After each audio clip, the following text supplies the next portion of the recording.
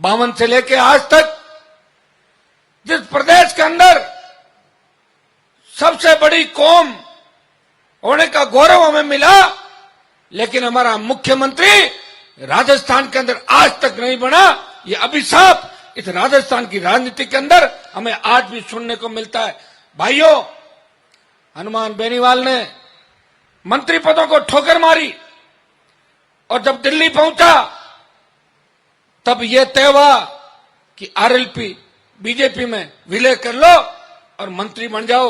मैंने कहा मैं मंत्री बनने का शौकीन नहीं हूं और पार्टी भी आपके लिए बनानी पड़ी और मेरी पार्टी से 36 कौम के लोग चुनाव लड़े और जो लोग पानी पी पी के मुझे गाली देते थे उन लोगों को भी राजस्थान के अंदर हनुमान बेनीवाल के बोतल के चिन्ह से चुनाव लड़ाया। और आज आप देख रहे हो कि एमपी बनने के बाद ज्यादातर लोग अपना बिजनेस करते हैं, अपना दूसरा काम करते हैं, लेकिन एक किसान का बेटा रात और दिन आपकी सेवा के अंदर समर्पित है। पिछले 20 साल 1998 से लेके आज तक का जो संघर्ष है वो आपके सामने, और जब आप मेरे लिए मजबूती से खड़े मिलते हो तो मेरा मन भी करता है कि मैं आपके लिए और लड़ूं। एमपी बनने के बाद भी सबसे ज्यादा लोकसभा के अंदर अगर इस राजस्थान की मजबूती से पैरवी की तो नागौर के सांसद और आपके भाई हनुमान बेनीवाल ने राजस्थान को विशेष राज्य का दर्जा दिलाने की मजबूत, और नागौर के आंदोलन से प्रेरणा लेके मध्य प्रदेश के अंदर बड़ा आंदोलन हुआ। किसानों ने सीने पे गोलियां खाई और कर्ज माफी के आंदोलन को देश के अंदर हवा मिली और दूसरी हुंकार बाड़मेर की धरती से भरी। मुझे खुशी इस बात की कि वो देश तो हिला लेकिन पाकिस्तान भी डर गया कि बाड़मेर के अंदर इतने किसान के बेटे क्या कर रहे हैं, कहीं बॉर्डर पार करके हमला नहीं कर दे पाकिस्तान पे। ये बाड़मेर के अंदर नजारा देखने को मिला।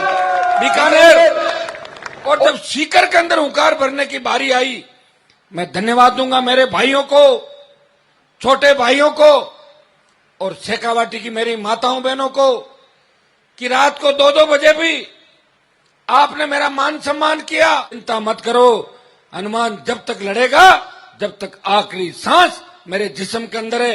और भाइयों, सीकर की हुंकार के बाद सरकार डरी, स्टेट हाईवे टोल मुक्त हुए, मुफ्त बिजली की घोषणा करी राजस्थान की सरकार ने और कर्ज माफी की घोषणा भी करी जब बजट सत्र हुआ और नए राजस्थान के निर्माण की बात करी और स्टेट हाईवे टोल फ्री हुए। यह हनुमान की हुंकार का ही परिणाम था। और मैं आपको भरोसा दिलाता हूं कि मैं दिल्ली चला गया लेकिन मेरा मन राजस्थान के अंदर ही घूम रहा है। आप चिंता मत करो कि कहीं ऐसा नहीं हनुमान दिल्ली चला गया अब हमारा क्या होगा। भाइयों, इतना भरोसा दिलाता हूं कि आपके सम्मान के लिए अगर मुझे संसद सदस्य का पद छोड़ना पड़े तो 1 मिनट भी नहीं लगाऊंगा, उस पद को ठोकर मार दूंगा। और सीकर के मेरे छोटे भाइयों ने और बड़े भाई जो मेरे बैठे हैं यहाँ पे, से पार्टी है। जब मैं राजस्थान विश्वविद्यालय की सड़कों पे छात्रों के लिए संघर्ष करता था तो सबसे बड़ा योगदान उस समय अगर किसी का था तो नागौर के तो हमारे बेहतर स्टूडेंट थे। सीकर झुंझुनू के हजारों हजार हमारे छात्र छात्राएं अपने भाई के लिए त्याग तपस्या करके लड़े और जैसी बोस कांड के बावजूद मुझे राजस्थान विश्वविद्यालय छात्र संघ का अध्यक्ष बनाया और मेरा सम्मान बढ़ाया। मैं उस चीज को भूला नहीं हूं, इसलिए बार बार सीकर आता हूं। मैंने सीकर के अंदर सारे कैंडिडेट नहीं लड़ाए चुनाव।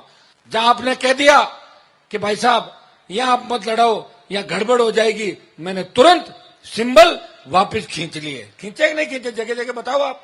झुंझुनू के अंदर खींच लिए, बीकानेर में खींच लिए और नागौर में तो रूपाराम जी बैठे। पहली बार 10 में से 8 तेजाजी के भक्त राजस्थान की विधानसभा के अंदर पहुंचे। आरएलपी, बीजेपी और कांग्रेस आरएलपी का नारा लगाते थे जवान, नागौर में भाजपा का झंडा निकाल के लगा देते और आगे के आते आते कांग्रेस का झंडा भी निकाल के प्रचार कर देते। तो यह ताकत हनुमान बेनीवाल ने इन जवानों को नागौर और राजस्थान के अंदर दी। और भाइयों, आपने तो मुझे इतना दिया है जो कोई दे भी नहीं सकता। अगर मैं मंत्री भी बन जाता, मैं क्या कर लेता? मंत्री की तो टोल पे एक से ज्यादा गाड़ी टोल वाले ही पास नहीं होने देते। मेरे तो 300 400 गाड़ियां सर पर निकलती टोल नाकों पे। मैं साउथ के अंदर गया था, 3-4 गाड़ियां थी मेरे पास। तो अब हमारे तो बच्चे आप तो स्टाइल वही लेके थे, साउथ में जाओ, ईस्टर्न रोड में जाओ, ये 6-6 फीट के लंबे जवान तो टोल नाका के बेचारे समझ में कैसे छोड़ दी गाड़ी निकलती शर्ट गई।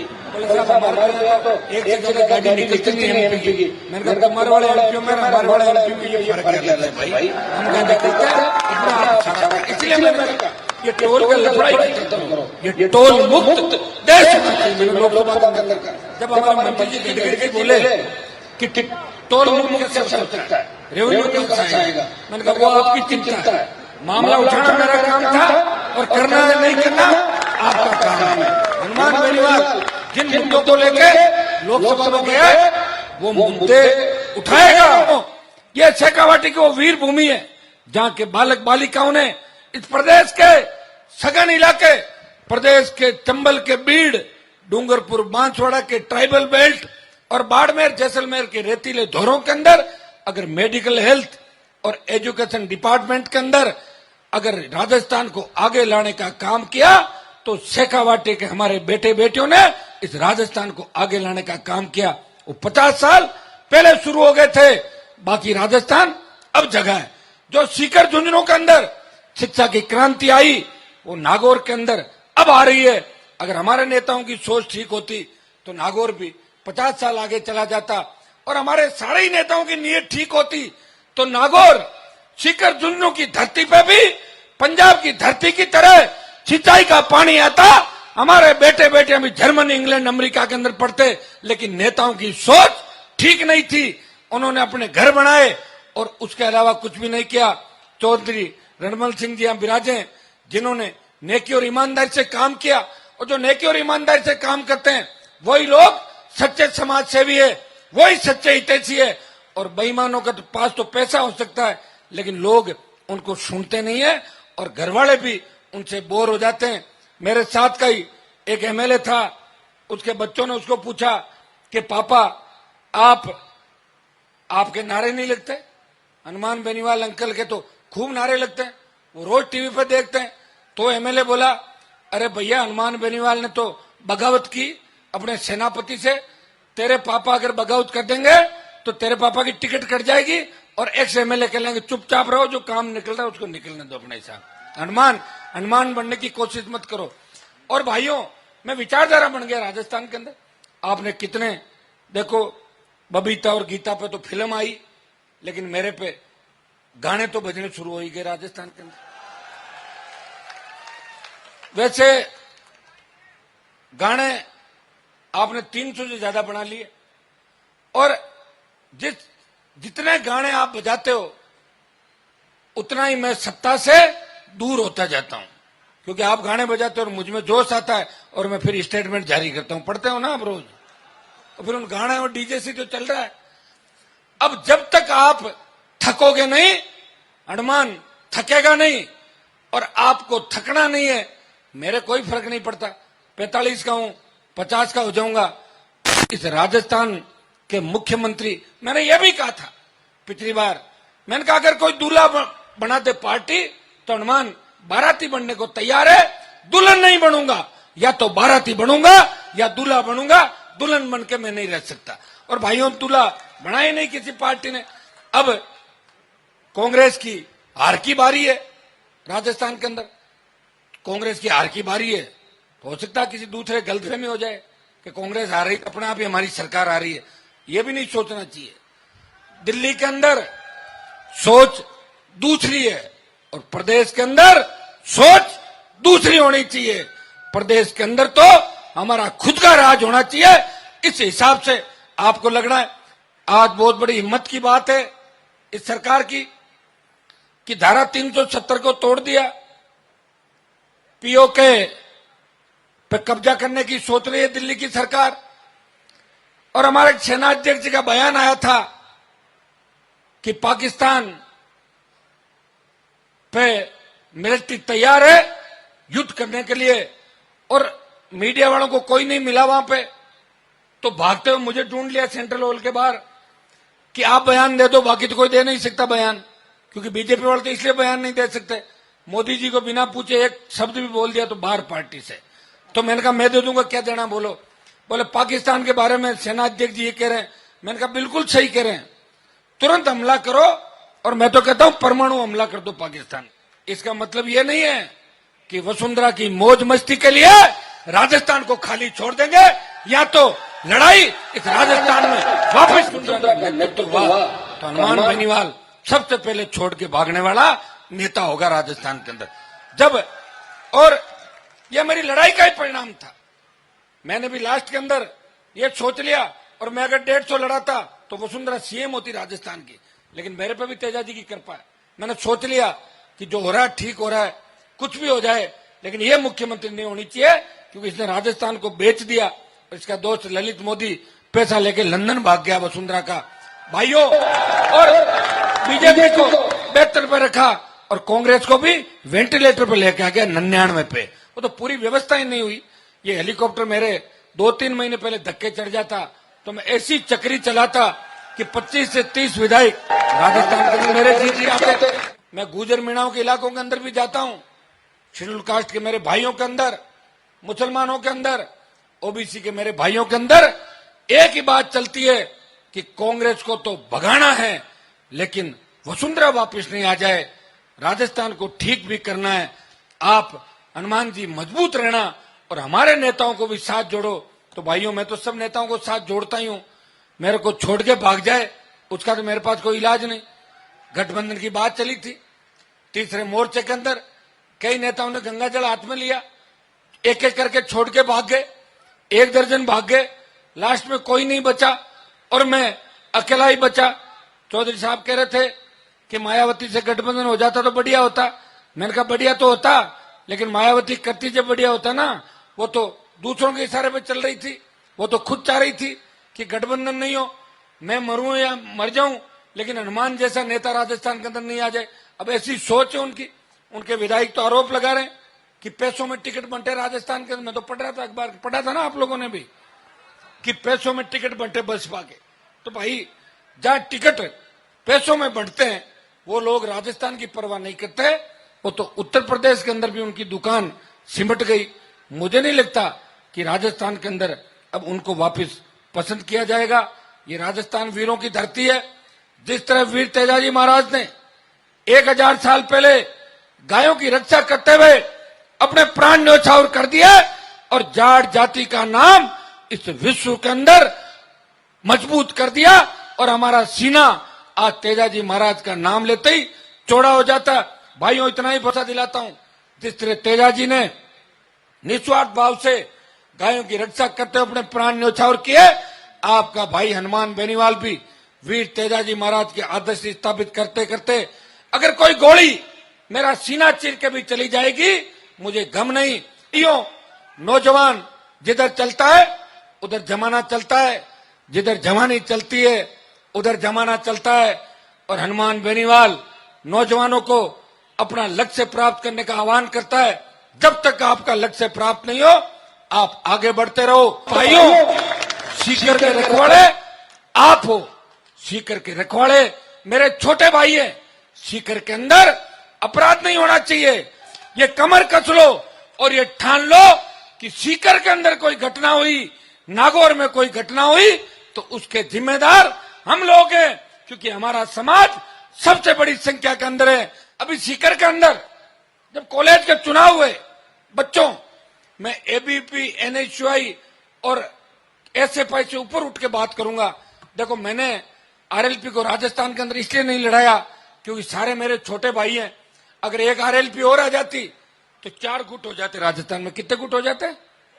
मैं 4 गुट नहीं करना चाहता था, मैं तो गुटों को तो कम करके सिंगल बनाना चाहता हूं, एक ही जगह हो जाए, आपस में बैठ के निर्विरोध अध्यक्ष बन जाए। लेकिन पुलिस ने बड़ी गुंडागर्दी की। जाट हॉस्टल के अंदर पुलिस घुस गई। मैंने मीडिया के माध्यम से आज आह्वान किया कि दोबारा अगर पुलिस जाट हॉस्टल में घुसी तो जाट पुलिस मुख्यालय के अंदर घुस जाएंगे। पुलिस का दिमाग खराब हो गया जो हमसे पंगा लेने की सोच रही है।